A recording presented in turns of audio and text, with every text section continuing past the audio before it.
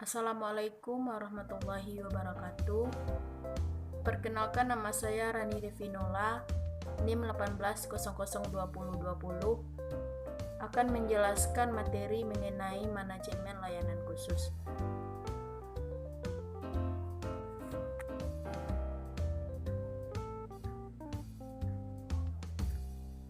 Pengertian manajemen layanan khusus. Manajemen layanan khusus adalah suatu proses kegiatan yang memberikan kebutuhan kepada peserta didik untuk menunjang kegiatan pembelajaran agar tujuan pendidikan tersebut tercapai secara efektif dan efisien. Manajemen layanan khusus di sekolah pada dasarnya diorganisasikan untuk mempermudah proses pembelajaran serta dapat memenuhi kebutuhan khusus di sekolah tersebut. Tujuan layanan khusus. Menurut Kusminterjo, pelayanan khusus atau pelayanan bantuan diselenggarakan dalam rangka mencapai tujuan pendidikan di sekolah. Kepala sekolah juga perlu mempertimbangkan secara matang apabila akan menyelenggarakan program layanan khusus tersebut, memberikan bantuan terhadap sekolah dalam mencapai tujuan pendidikan yang telah ditetapkan. Prinsip manajemen layanan khusus. Yang pertama, prinsip-prinsip yang berhubungan dengan siswa yang dibimbing.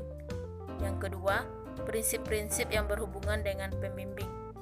Yang ketiga, prinsip-prinsip yang berhubungan dengan organisasi dan administrasi pembimbing.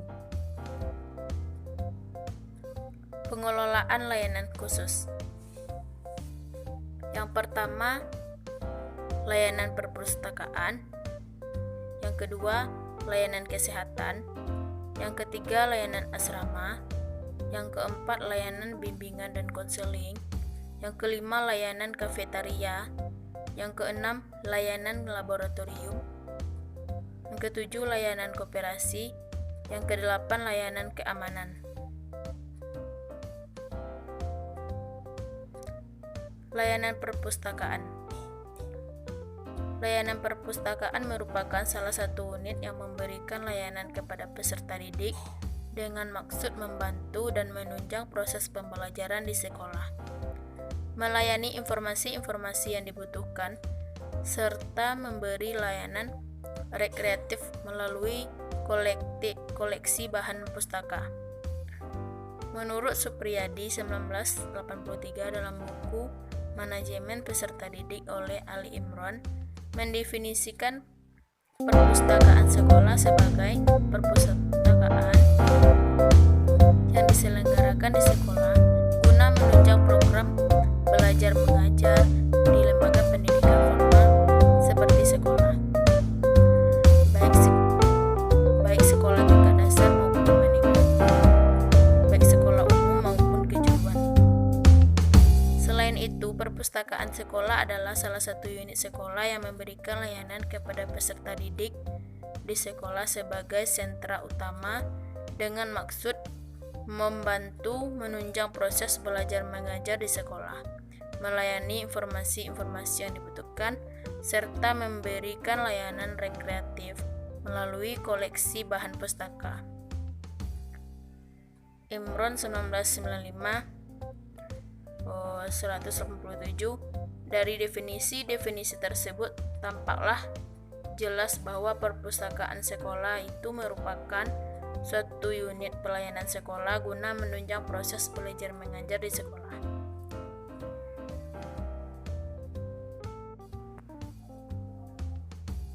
Layanan kesehatan. Layanan kesehatan di sekolah biasanya dibentuk sebuah wadah yang bernama Usaha Kesehatan Sekolah atau UKS.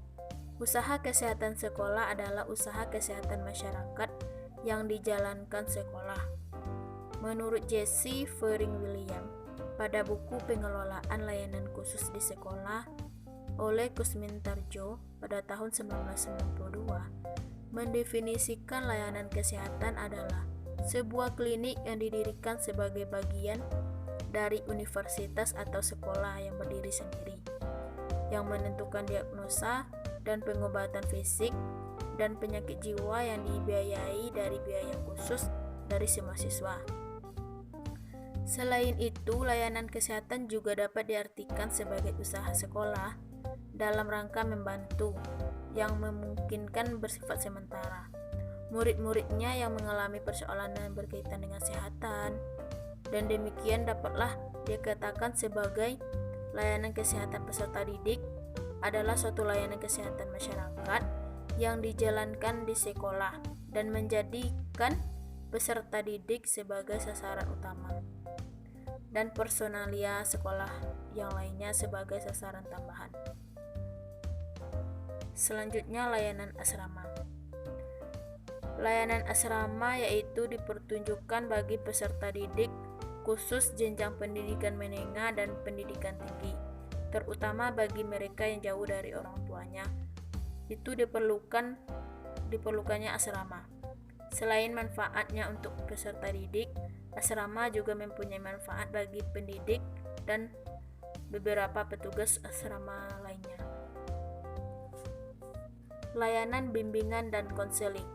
Layanan bimbingan dan konseling adalah proses bantuan yang diberikan kepada siswa dengan memberikan perhatian kemungkinan dan kenyataan tentang adanya kesulitan yang dihadapi dalam rangka perkembangan yang optimal, sehingga mereka memahami dan mengarahkan serta bertindak dan bersikap sesuai dengan tuntutan dan situasi lingkungan sekolah, keluarga, dan masyarakat. Dari pengertian di atas dapat disimpulkan bahwa yang dimaksud dengan bimbingan dan konseling adalah suatu kegiatan bantuan dan tuntutan yang diberikan kepada individu pada umumnya dan siswa pada khususnya di sekolah dalam rangka meningkatkan mutunya.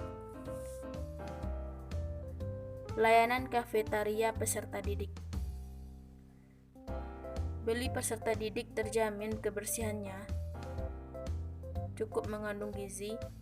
Para guru diharapkan sekali-kali mengontrol ke kantin sekolah yang berkonsultasi dengan pengelola kantin mengenai makanan yang bersih dan bergizi. Peran lain kantin di sekolah yaitu supaya para peserta didik tidak berkeliaran mencari makanan keluar lingkungan sekolah. Layanan kafetaria adalah layanan makanan dan minuman yang dibutuhkan oleh peserta didik di sela-sela mengikuti kegiatan belajar mengajar di sekolah sesuai dengan daya jangkau peserta didik. Makanan dan minuman yang tersedia di kafetaria tersebut terjangkau dilihat dari jumlah uang saku peserta didik, tetapi juga memenuhi syarat kebersihan dan cukup mengandung gizi.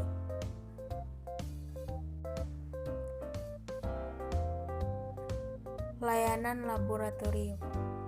Layanan laboratorium diperlukan peserta didik apabila mereka akan mengadakan penelitian yang berkaitan dengan percobaan tentang suatu objek tertentu. Laboratorium adalah suatu tempat baik tertutup maupun terbuka yang dipergunakan untuk melakukan penyelidikan, percobaan, praktikum, pengujian, dan pengembangan.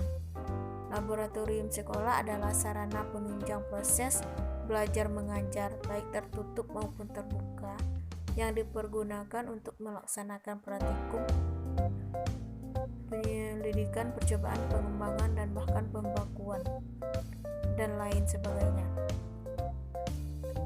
Layanan kooperasi. Layanan kooperasi mendidik peserta didik untuk dapat berwirausaha. Hal ini sangat membantu peserta didik di kehidupan yang akan datang. Koperasi sekolah adalah koperasi yang dikembangkan di sekolah, baik sekolah dasar, sekolah menengah, maupun sekolah dalam pengelolaannya melibatkan guru dan personalia sekolah. Sedangkan koperasi peserta didik adalah atau biasanya disebut sebagai koperasi siswa atau kopsis adalah suatu koperasi yang ada di sekolah, tetapi pengelolaannya adalah oleh peserta didik. Kedudukan guru di dalam kopsis adalah sebagai pembimbing saja. Layanan keamanan. Layanan keamanan yaitu layanan yang dapat memberikan rasa aman pada siswa selama siswa belajar di sekolah, misalnya adalah penjagaan oleh staf sekolah. Substansi manajemen layanan khusus. Substansi manajemen layanan khusus sekolah berdasarkan proses manajemen adalah sebagai berikut. Yang pertama, perencanaan meliputi analisis kebutuhan layanan khusus bagi warga sekolah dan menyusun program layanan khusus bagi warga sekolah. Yang kedua, pengorganisasian berupa pembagian tugas untuk melaksanakan program layanan khusus bagi warga sekolah. Yang ketiga, penggerakan meliputi pengaturan pelaksanaan perpustakaan, koperasi, operasi sekolah, keterampilan, unit kesehatan sekolah, ekstrakurikuler, tabungan, keagamaan, kantin, perpustakaan, kafetaria, dan layanan khusus lainnya. Yang keempat yaitu pengawasan, meliputi pemantauan program layanan khusus dan layanan penilaian kinerja program layanan khusus bagi warga sekolah tersebut dan jenis-jenis layanan khusus yang dapat dikembangkan di sekolah tersebut.